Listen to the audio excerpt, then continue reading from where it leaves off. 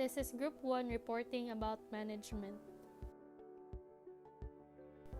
Before we start, let us first read the contents of the report. For course learning outcome number 1, discuss management as to its purpose, principles, characteristics, and theories. Number 2, compare nursing management from administration. Number 3, critique leadership theories as applied in nursing and health settings. Number 4, differentiate the responsibilities of the different levels of nurse managers.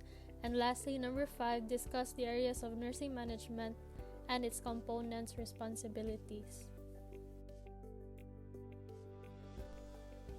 This is Marie Arnijo Millares, and I will be reporting the purpose of management. A manager has an assigned position within the formal organization.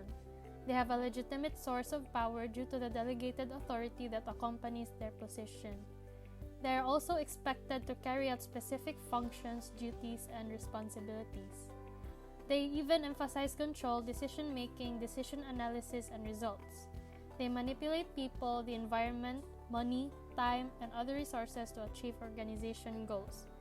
They also have a greater formal responsibility and accountability for rationality and control than others. And lastly, they direct willing and unwilling subordinates. Before we move on to the principles, let us first get to know what is total quality management. So total quality management, also referred to as continuous quality improvement or CQI.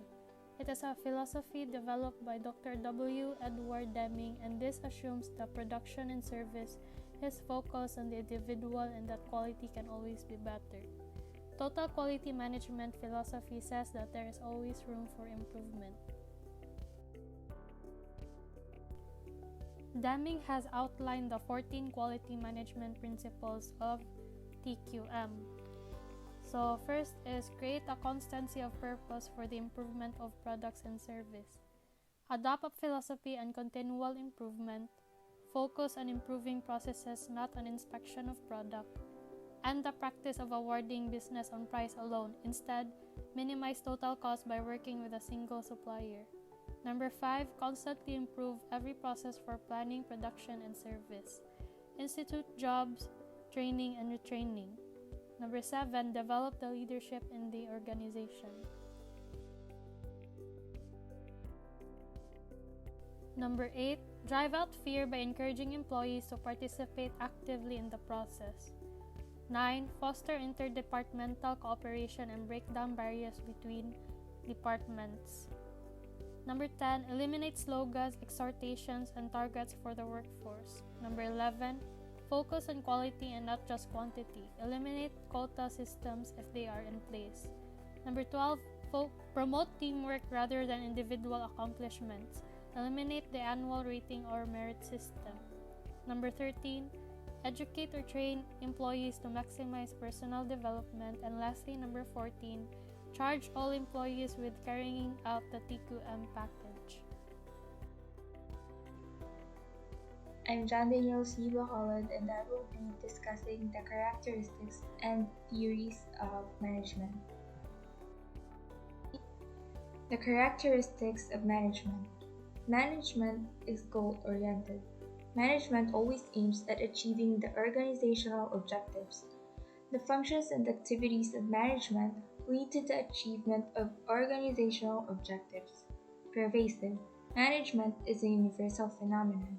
The use of management is not restricted to business firms only. It is applicable in profit-making, non-profit-making, business or non-business organizations. Concept of management is used even in hospitals and schools. Multidimensional. Management does not mean one single activity, but it includes 3 main activities: management of work, management of people, and management of operations. Management is a continuous process, or it is a never-ending function. All the functions of management are performed continuously. Managers perform an ongoing series of functions continuously in the organization.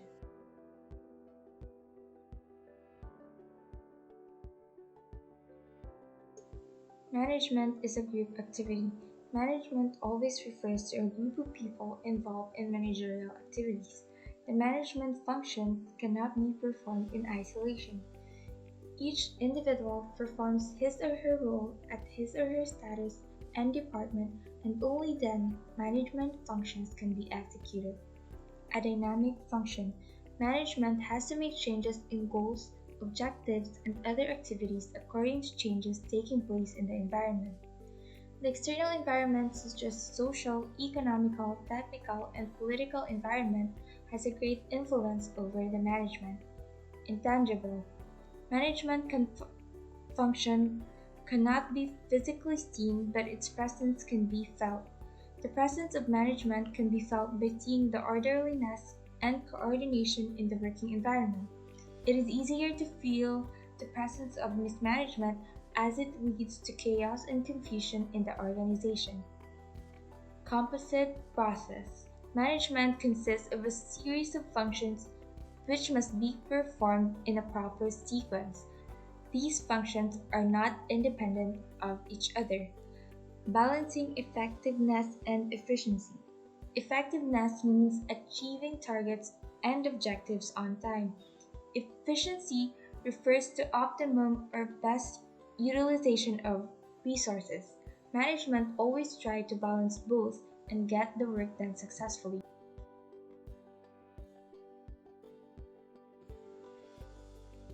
The management theories.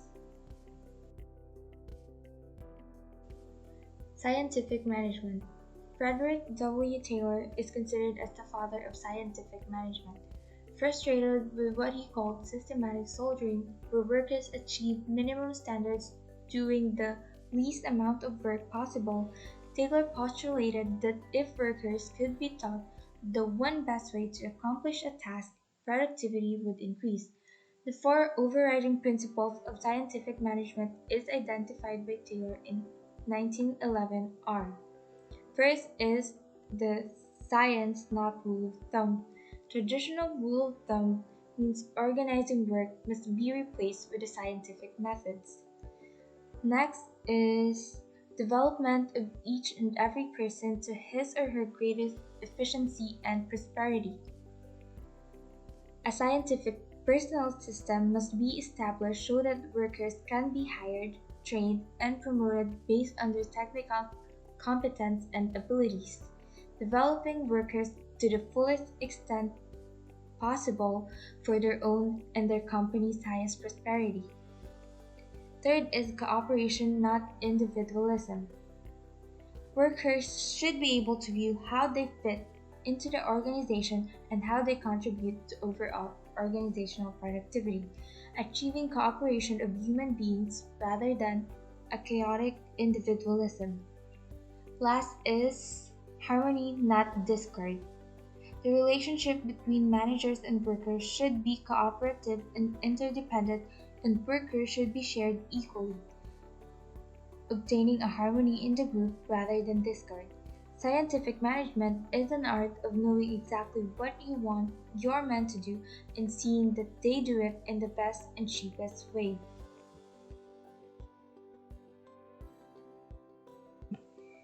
Bureaucratic organizations.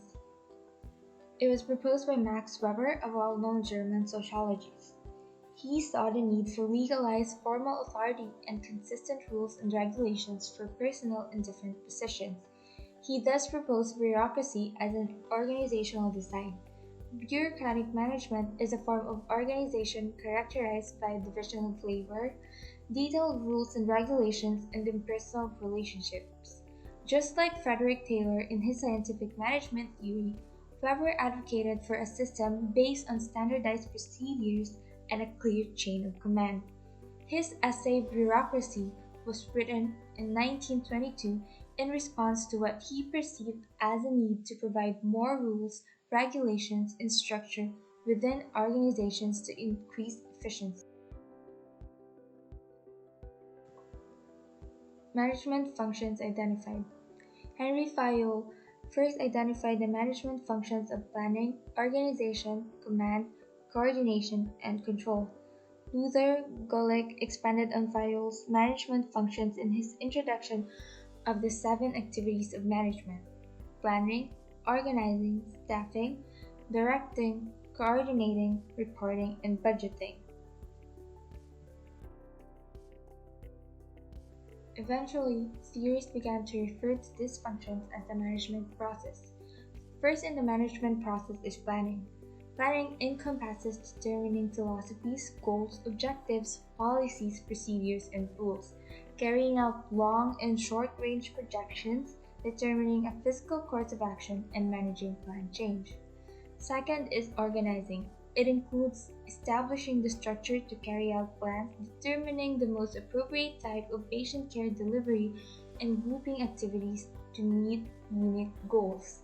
Third is staffing functions that consist of recruiting, interviewing, hiring, and orienting staff. Fourth is directing. It sometimes includes several staffing functions. However, this phase's functions usually entail human resource management responsibilities. And lastly is controlling. Controlling functions include performance appraisals, fiscal accountability, quality control, legal and ethical control, and professional and collegial control. Human Relations Management. Human relations era developed the concepts of participatory and humanistic management, emphasizing people rather than machines. Mary Parker Follett was one of the first theories to suggest basic principles of what today would be called participative decision making or participative management. She espoused her belief that managers should have authority with rather than over employees. Alton Mayo and his Harvard associates discovered that when management paid special attention to workers, productivity would likely increase, regardless of the environmental working conditions. Douglas MacGregor reinforced these ideas by theorizing that managerial attitudes about employees, and hence how managers treat those employees, can be directly correlated with employee satisfaction. He labeled his Theory X and Theory Y. Chris Argyris supported MacGregor and Mayo by saying that managerial domination causes workers to become discouraged and passive. He believed that if self-esteem and independence needs are not met, employees will become discouraged and troublesome or may leave the organization. The human relations era of management science brought about a great interest in the study of workers.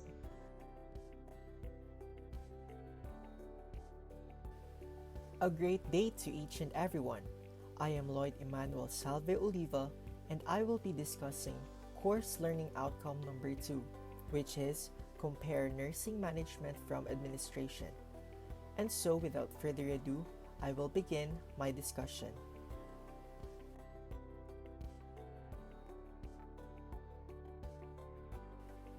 Administration refers to the lawmaking body of organization, a group of people who manage the way a company, school, or other organization functions. They formulate broad objectives, plans, and policies. They decide what is to be done and when it is to be done. Nursing administration may be best defined as the strategic brain of nursing personnel, patient care, and facility resources through the support of regulating policies. Nursing administration belongs to the highest or top level of the organization. It is a policy-making body that determines the aims and objectives of the organization. It allocates the 7 M's of management, which are man, which is the human resource, materials, which are the basic ingredients in management, machines, which are the basic tools which make work easier, money, methods or the art of doing, manager for the functions of management, and moral values, which are the ways business or things are conducted. A nurse administrator is responsible for a group of departments, an entire hospital, or several hospitals, often reports to the chief executive officer in the organization or to a vice president directly below the CEO. may need to budget for multiple nursing departments, and may be responsible for support services such as a transport department or home care. Other things a nurse administrator do are to supervise the nursing staff at their healthcare facility, including clinics, medical facilities, and other institutions. They oversee the work of other nurses, implement nursing procedures in a healthcare facility, intervene when there is a conflict that arises, and conduct employee counseling, recruit new nursing staff and terminate employment when needed, and they are the role models and mentors for nurses. Up next, management is the process of leading and directing all or part of an organization through the deployment and manipulation of resources. It is the act or manner of guiding or taking charge or handling direction or control. Nursing management belongs to the middle and lower levels of the organization. It is the implementing body that oversees to meet the goals and objectives of the organization. It supervises the utilization of 7Ms. So, for example, for methods, it supervises the utilization of techniques to acquire new knowledge through trainings. And for machine, it supervises the utilization of sphygmomanometers for easier and efficient patient care. A nurse manager is responsible for one or more nursing units within a hospital or other healthcare organization, generally reports directly to the nursing administrator, develops and manages a budget for a nursing unit or department, such as a critical care unit or emergency room. Managers then typically have a legitimate source of power due to the delegated authority that accompanies their position. They emphasize control, decision-making, decision analysis, and results in a narrow and operational scale. They can manipulate people, the environment, money, time, and other resources to achieve the set organizational goals, and they have a formal responsibility and accountability for rationality, direction, and control.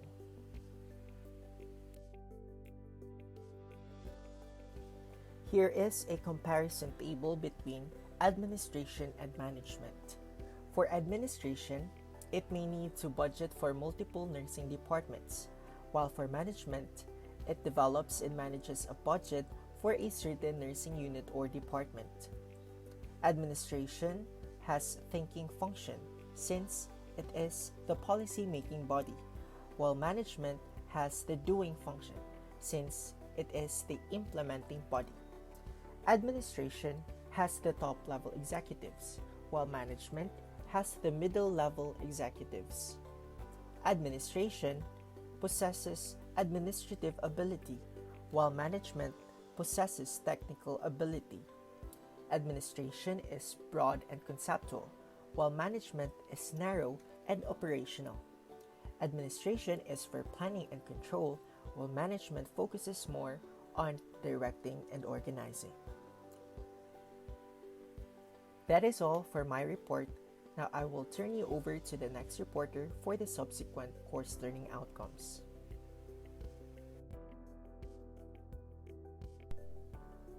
Moving on to CLO number 3, we will be doing a critique on leadership theories as applied to nursing and healthcare settings. I am Gokong Kirsty, and together with my partner, Mr. Dixon Po, I will be first doing a critique on 6 theories, namely Great Man Theory, Leadership Theory, Law of the Situation, Contingency Leadership, Task versus Relationship in Determining Leadership Style, and lastly, Situational Leadership Theory. So for the first theory, is called the Great Man Theory by Aristotle. It is a trait-based perspective of leadership. This theory believed that capacity for leadership is innate, based on 2 assumptions. First, leaderships are born and not made, and they possess certain traits which were inherited, and great leaders arise when there is great need. Nurses are often stereotyped as born, not made, due to naturally possessing characteristics and abilities that makes them a better nurse. According to this perspective, the people who make good leaders have the right combination of traits. Although it is sometimes clear that certain people are born leaders, this theory underestimates the ability of other people to learn the required skills to become a leader. This also implies that people who do not possess the right traits will never become or be able to be a leader. While some might find it easier to acquire skills and traits than others, that too can be learned to some extent. An individual does not magically become a great leader because despite being born with leadership traits, one will then have to develop these traits and other characteristics and decision-making techniques to become an effective leader. This theory also expanded to include physical and personality characteristics. As a result, nurses are often biased or deals with discrimination in the workplace. An example would be an outspoken nurse is commonly chosen for a supervisory role solely based on that trait. One of the key problems with great man theory of leadership is that not all people who possess the so-called natural leadership qualities actually become great leaders, since it assumes that traits and skills are intrinsic and that these great leaders were born great as opposed to being taught to be great. For the second theory is the leadership styles by Lewin and White. This theory indicated that a leader's behavior could influence the outcome of a group, and they identified 3 leadership styles. First, autocratic leadership. These leaders make decisions without consulting anyone. In the healthcare setting, when the administration decides a change without consulting nursing or any department, this approach can cause discontent and bad feelings. This style of leadership when imposed upon nurses, causing a decrease of autonomy and self-motivation. Second style is democratic leadership. These leaders involve others in making decisions. This encourages nurses to take part in decision-making, and they may feel appreciated for being consulted. Third is the laissez-faire leadership. Laissez-faire leaders are minimally involved in decision-making. If applied in health settings, this can cause inefficiency, frustration among health members who have little self-motivation, but it could work with goal-directed and autonomous members. Third, the law of the situation by Mary Parker Hall. This theory means enhancing our ability to respond. The law of the situation means acting in accord with the present integrations, which means bringing differences together to create a synthesis. And the law also means anticipating those that still need to be made. The theory has practical applications that are applied in nursing and health settings like the area of order giving, conflict resolution, exercise of authority and leadership, proper use of expertise, coordination of individuals and departments in an organization, and much else. Emphasizing the need for systems thinking, both management and healthcare members understand the whole situation together to have the best solution. Foley argued that workers were just as capable as managers of determining the need of any situation through the authority of expertise, since it is the situation that determines what needs to be done, not those with a higher position within the organizational system. The fourth theory is the contingent leadership by Fiedler. This theory states that there is no best style of leadership. Instead, a leader's effectiveness is based on the situation and the interaction of the leader and the group. A leader using this theory will assess the problem and adapt his behaviors based on the situations and the people involved. This is in line with the nursing process, which involves assessing a situation, diagnosing the problem, planning an intervention, implementing it, and evaluating the outcome. This theory may not describe how to resolve mismatches in leadership style and situation, but it gives room for different leadership styles depending on the situation.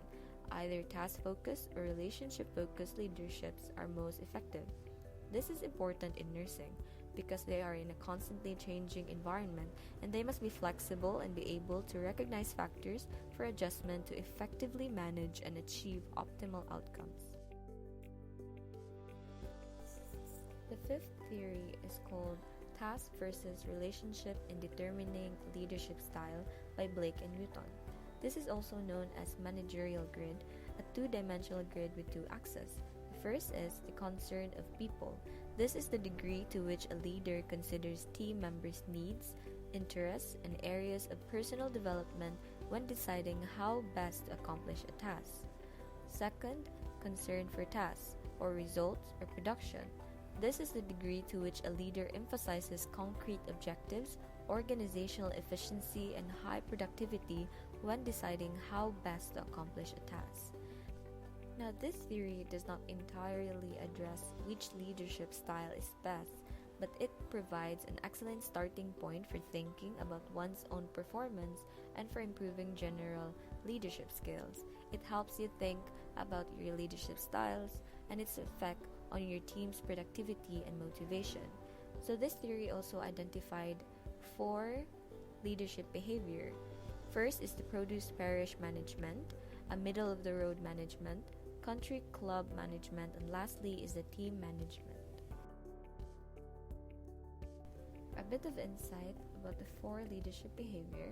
For produce parish management, this is also known authoritarian. Managers in this category believe that the team's needs are always secondary to its productivity. In healthcare setting, this approach can drive impressive production results at first, but leads to low team morale and motivation, which will affect the healthcare members. A middle-of-the-road management, also known status quo, this manager tries to balance results and people, but this strategy is a compromising approach in which the manager or leader tries to avoid conflict with subordinates while pushing for moderate production. Through continual compromise, the manager lead fails to inspire high performance and also fails to meet people's needs fully. As applied in nursing, a good degree of natural authority and decisiveness should be upheld to promote effectiveness in managing a situation. Country club management, an accommodating style of manager that is most concerned about the team members' needs and feelings. This creates an over-friendly relationship between the leader and the group that is often not good for producing results. In healthcare settings, if this approach is applied, the work environment may be relaxed and fun, but the work outputs decrease because there is a lack of direction towards the members. Last is the team management. It is often considered to be the most effective and highly recommended, wherein both production needs and the people's needs are prioritized. Collaborative teamwork approach is applied in healthcare settings. Both the managers or leaders and members who work together to accomplish tasks and maintain good relationship that creates an environment based on trust and respect, which leads to excellent results. For the 6th theory is called Hershey and Blanchard's situational leadership theory. So for them, leadership depends upon each individual's situation, and no single leadership style can be considered the best. The word situational mainly suggests adaptability, and in healthcare settings, all healthcare teams should be flexible to be able to cope with any situation they will encounter, guided by their leader. A situational leader adjusts their styles to those they lead and takes into account their motivation and capability and other factors within a situation. So they discovered 4 leadership styles or behavior as well as 4 follower type. So first is the telling style. The leader gives precise, firm instructions and deadlines and closely monitors progress. So the follower lacks experience or skill and also confidence to do the task and may also lack willingness. The selling style, the leader explains goals, tasks, methods, and reasons and remain available to give support. The follower lacks the ability, perhaps due to lack of experience, but is enthusiastic for the work. Participating style, the leader works with the followers, involved with the group, seeks input, and encourages efforts, while the follower is capable and experienced but lacks confidence or commitment and may question the goal or task. Lastly is the delegating style.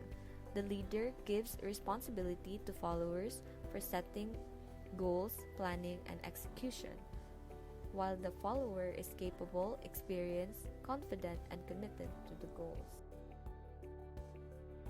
Hello everyone.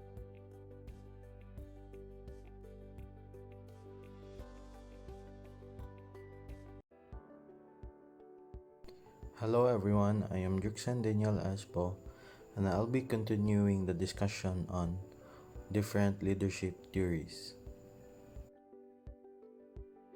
Tannenbaum and Schmidt situational leadership theory. So this theory suggests that managers need varying mixtures of autocratic and democratic leadership behavior. They believe that the primary determinants of leadership style should include the nature of the situation, the skills of the manager, and the abilities of the group members. Contingency theorist Robert Tannenbaum and Warren Schmidt identified 7 leadership styles. They run in a continuum from rigid authority at one end through to full freedom for your team at the other.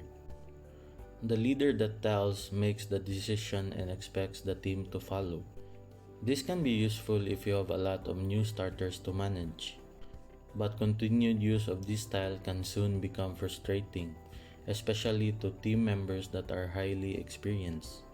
So be sure to use it only when absolutely necessary. The leader that sells makes the decision, but provides a rationale for it. The decision won't be changed, but the team feels that its needs are being considered. The leader that suggests outlines the decision, includes a rationale. They know that they've participated in the decision, and this helps to build trust. The leader that consults proposes a decision and then invites input and discussion, which allows the team to influence the final outcome. This style acknowledges that the team has valuable insight to offer. The leader that joins presents the problem and asks the team for suggestions about how to resolve it. Decision making is a collaborative process, and the team feels valued and trusted. The leader that delegates outlines the problem and allows the team to find solutions. The team makes a final decision, but the leader remains accountable for the outcome. Finally, the leader that abdicates asks the team to define the problem for itself and decide how to solve it. The team makes the final decision, but the leader is still responsible for its outcome, be it a success or a failure. The 7 leadership styles broadly correspond to a team's level of development. As trust and competency grow, so does the amount of freedom that the team members want, and that leaders feel comfortable providing, and how to choose the leadership style that best suits you.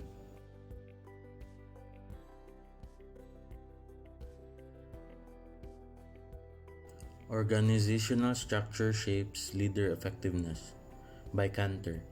This theory suggests that the structural aspects of the job shape a leader's effectiveness. She postulated that the leader becomes empowered through both formal and informal systems of the organization. A leader must develop relationships with a variety of people and groups within the organization in order to maximize job empowerment and be successful.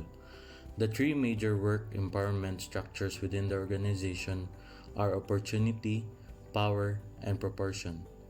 Cantor asserts that these work structures have the potential to explain differences in leader responses, behaviors, and attitudes in the work environment.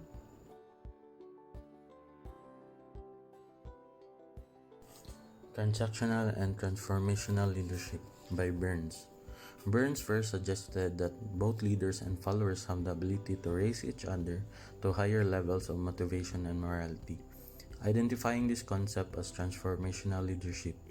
Burns maintained that there are 2 primary types of leaders in management: the transactional leader, or also known as the traditional manager, concerned with the day-to-day operations. They focus on tasks and getting the work done. Transformational leader, the manager who is committed, has a vision, and is able to empower others with this vision.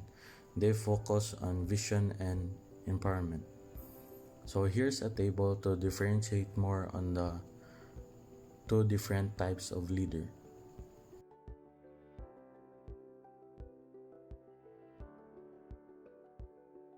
Transformational Leadership by Bass and Avolio. This theory suggests that transformational leadership leads followers to levels of higher morals because such leaders do the right thing for the right reason, treat people with care and compassion, encourage followers to be more creative and innovative, and inspire others with their vision. This new shared vision provides the energy required to move toward the future. Lastly, the Integrated Leader-Manager by Gardner. This theory implies the importance for nurses to develop skill in both leadership roles and management functions because of the rapid, dramatic change that will continue in nursing and the healthcare industry. For managers and leaders to function at their greatest potential, the two must be integrated. Gardner asserted that integrated leader-managers possess 6 distinguishing traits. First is that they think longer term. They are visionary and futuristic. They consider the effect that their decisions will have years from now, as well as their immediate consequences. Second is that they look outward, toward the larger organization. They do not become narrowly focused. They are able to understand how their unit or department fits into the bigger picture. Third is that they influence others beyond their own group. Effective leader managers rise above an organization's bureaucratic boundaries. Fourth is that they emphasize vision, values, and motivation. They understand intuitively the unconscious and often non-rational aspects that are present in interactions with others. They are very sensitive to others and to differences in each situation.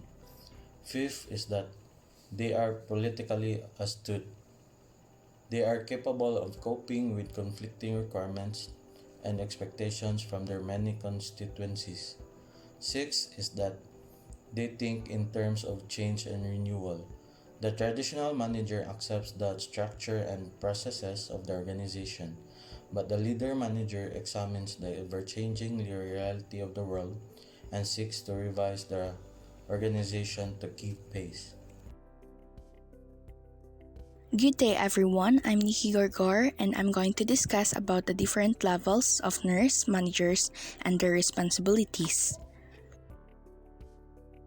So there are 3 levels of nurse managers. So first is the top managers, second is the middle managers, and third is the first line managers. So let's talk about it one by one. First level of nurse manager is the top level manager or top managers. So they are the boss or CEO of an organization. An example of top level nurse managers are Chief Nursing Officer, Chief Executive Officer, and Chief Financial Officer. So their scope of responsibility is to look at organization as a whole as well as external influences. So top managers are ultimately responsible for long-term success of an organization.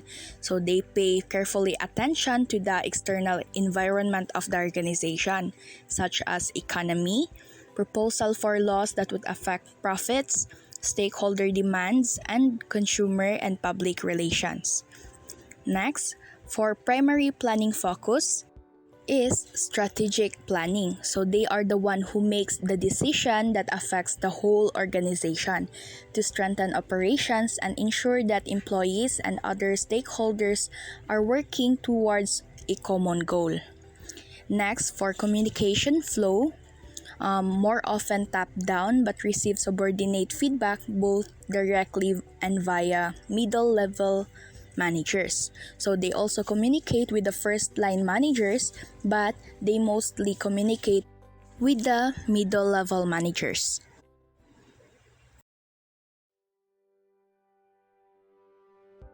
So the second level of nurse manager is the middle level managers. An example of middle level nurse managers are unit supervisor, department head, and director. So their scope of responsibility is focus is on integrating unit level day-to-day needs with organizational needs. So middle managers are responsible for managing the daily workflow of their team.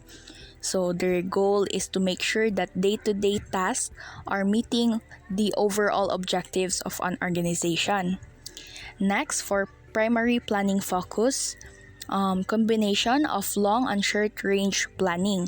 So middle managers receive broad strategic plans from the top managers, and they turn them into operational blueprints where there are specific objectives and programs that helps to guide the first line managers on what they need to do. So an important function of middle manager is providing leadership, both in implementing top managers' directives and also to guide and support first line managers to effectively meet the objectives of an organization. For communication flow, upward and downward with great centrality. So the middle managers communicates both with the top level managers and the first line managers to facilitate a close working relationship and have an effective communication.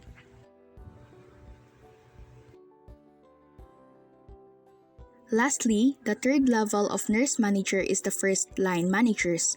An example of first line managers are charge nurse, team leader, and primary nurse. The scope of their responsibility is focused primarily on day-to-day needs at unit level. So they are directly responsible for making sure that the organizational objectives and plans are implemented effectively. And for primary planning focus, short range and operational planning. So the first line managers are focused on the internal issues of the organization, and they are the first to see problems with the operation of the organization, so such as poor quality of materials and machinery breakdowns. So they are the one who is also responsible to take note of the problems and report it immediately to the middle managers so that the middle managers will pass the concern to the top managers. Next, for the communication flow, more often upward generally relies on middle level managers to transmit communication to the top level managers. So, they communicate more with the middle managers, and the middle managers are the one who pass the concerns of the first line managers to the top managers. Hi, my name is Jinjin Tampos, and together with me, Ms. Daisy Jane Ko, we will be discussing about the areas of nursing management and its components' responsibilities.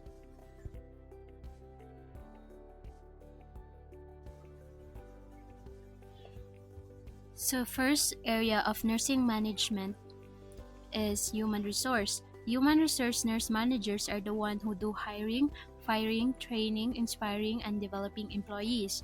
So thus, the nurse manager requires strong coaching skills.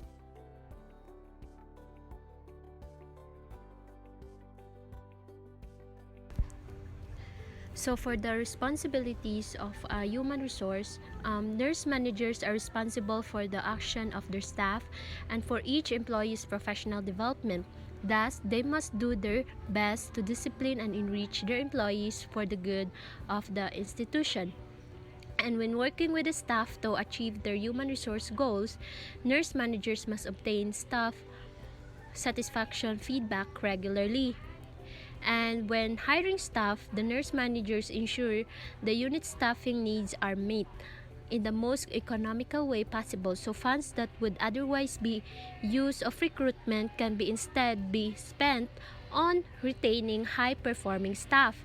And lastly, in addition to hiring and training efforts, nurse managers work closely with staff on professional development. As staff members grow within their roles on the unit, nurse managers mentor staff members. These professional development opportunities allow nurse managers to hire from within when positions become open on the unit, promoting positions internally and developing staff for these positions helps increase teamwork on the unit.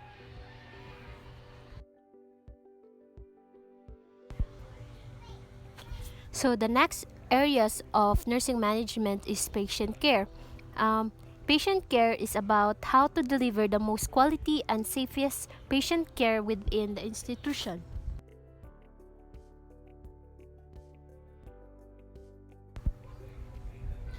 So these are the responsibilities of a nurse manager um, in the area of patient care.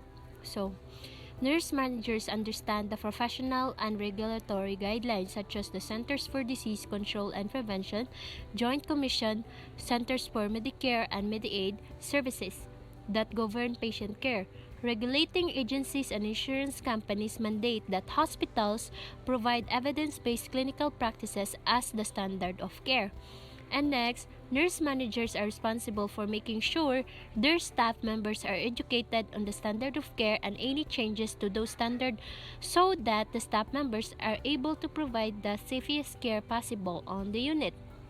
Next, nurse managers assess compliance with standard and coach staff members who are not meeting the standards.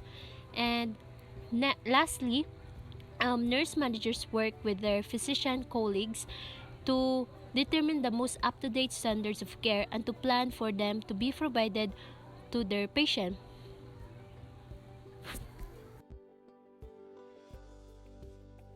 Good day, everyone. I am Daisy Jane Ko. So, for the last part under CLO number 5, I will be reporting about the operational.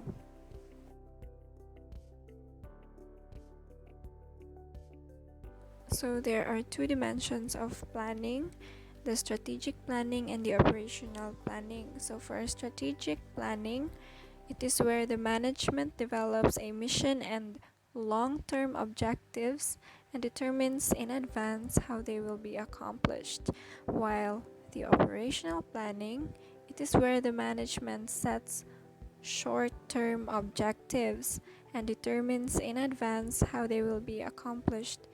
And it is how the organization as well will accomplish the goals, objectives, and strategies outlined in the strategic plan.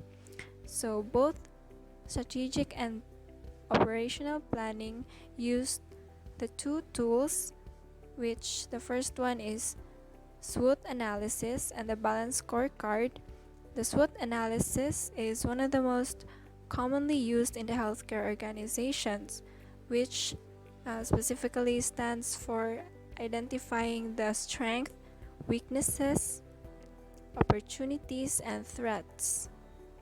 And it also identifies those issues that are most likely to impact a particular organization or situation in the future, and then to develop an appropriate plan for action. For balance scorecard, it is also another tool that is highly assistive in strategic planning and is able to translate strategy into action. So it is an effective tool for translating an organization's strategic vision into clear and realistic objectives. Although SWOT and balance scorecard are different, they are also similar in that they can help organizations assess what they do well and what they need to do to continue to be effective and financially sound. So for the responsibilities under operational strategies, the nurse managers are responsible for supervising the nursing staff in a hospital or in a clinical setting, as well as they're also the ones who create a safe, healthy environment upon patient engagement. Now, for the nurse managers, they're the ones who conduct day-to-day operations with some involvement, long-term planning, and policy making. The policy attributes must be comprehensive, flexible, consistent, fair, should be written and understandable in order to achieve goals and objectives. Nurse managers also must influence and inspire group members to be actively involved in both short and long-term planning. They develop and articulate unit goals and objectives that reflect unit philosophy. Nurse managers also must actively participate in organizational strategic planning, defining and operationalizing such strategic plans at the unit level. And they also must review the plan on a regular basis to ensure sufficient progress is being made towards achieving the objectives, and so priorities can be revised as necessary, and as they are the ones who carries out the action, the time frames, costs, and key performance indicators associated with the actions taken.